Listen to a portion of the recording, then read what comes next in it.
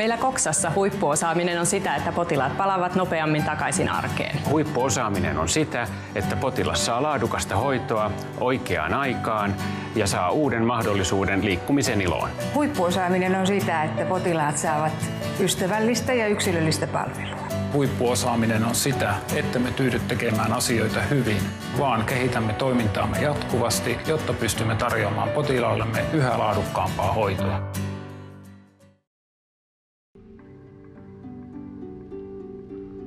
Viime elokuussa vaihdettiin vasempaan jalkaan polvi.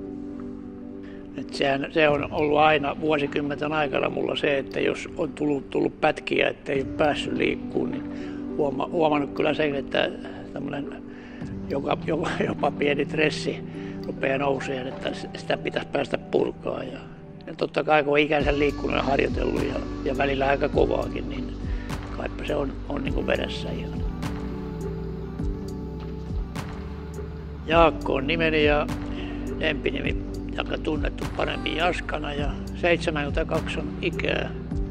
Tärkeää olisi muistaa se liikkumisen ilo ja siitä saatava nautinto meillä kaikilla.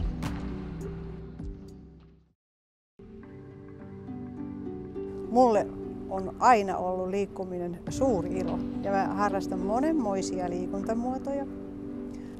Lonkkani on leikattu ensimmäisen kerran 16 vuotta sitten ja nyt olen Coxassa uusintaleikkauksessa. Luulisinpa, että noin 6 viikon jälkeen on lähtenyt ensimmäisiä lenkkejä ja sen muistan, että kun on mennyt 2 kuukauden kuluttua siihen ensimmäiseen tarkastukseen, niin siinä vaiheessa olin tehnyt jo 20 kilometrin lenkkiä.